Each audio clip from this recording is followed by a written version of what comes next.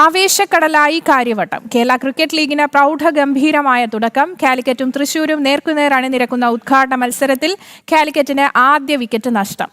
വരുൺ നയനാർ 0-ന് പുറത്ത്. രണ്ടാം പന്തിൽ വിക്കറ്റെടുത്ത തൃശൂരിന്റെ ആനന്ദ് ജോസഫ്. വിവരങ്ങളുമായി കൃഷ്ണരാജാണ് ചേരുന്നത്. കൃഷ്ണരാജ്, ഏറ്റവും പുതിയ അപ്ഡേറ്റ്സ് എങ്ങനെയാണ്?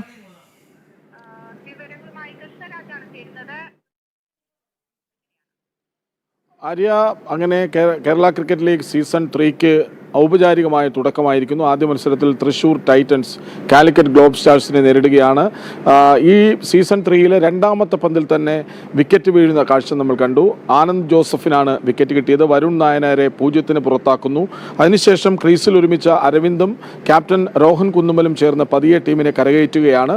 4 ഓവറിൽ 1 വിക്കറ്റ് നഷ്ടത്തിൽ 28 റൺസ് എന്ന നിലയിലാണ് ടീം ഇപ്പോൾ ഉള്ളത്. അവർ ഒരു ഭദ്രമായ നിലയിലാണ് എന്ന് വേണമെങ്കിൽ പറയാം. എല്ലാ ടീമുകളും സന്തുലിതമായ ടീമുകളാണ്, കരുത്തുറ്റവരാണ്. അതുകൊണ്ട് തന്നെ ഈ സീസണിൽ ഏറ്റവും മികച്ച മത്സരങ്ങളാണ് ആദ്യന്തം നമ്മൾ പ്രതീക്ഷിക്കുന്നത്.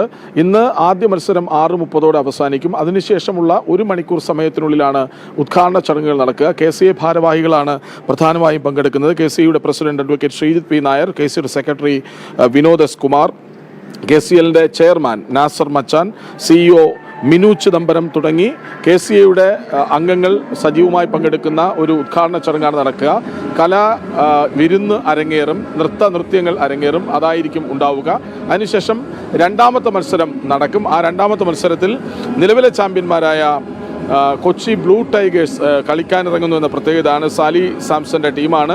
ഒപ്പം കഴിഞ്ഞ വർഷത്തെ ഫൈനലിസ്റ്റുകളും ആദ്യ വർഷം കിരീടം നേടിയതുമായ ഏരീസ് കൊല്ലം സെയിലേഴ്സാണ് കൊച്ചിൻ ബ്ലൂ ടൈഗേഴ്സിന് എതിരാളികളായുള്ളത്. അങ്ങനെ ഏറ്റവും ആവേശകരമായ ഒരു മത്സരം. കാരണം കഴിഞ്ഞ ഫൈനൽ പോരാട്ടത്തിൽ ഏരീസ് കൊല്ലത്തെ പരാജയപ്പെടുത്തിയാണ് കൊച്ചി ബ്ലൂ ടൈഗേഴ്സ് കിരീടം ഉയർത്തിയത്. അതേ 2 ടീമുകൾ തന്നെ ഇന്ന് നേർക്കുനേർത്തുമ്പോൾ മികച്ച ഒരു മത്സരം പ്രതീക്ഷിക്കുന്നുണ്ട്. ആര്യ, ശരി, വ്യക്തമാണ്. കൃഷ്ണരാജാണ് തത്സമയ വിവരങ്ങൾ നൽകിയത്.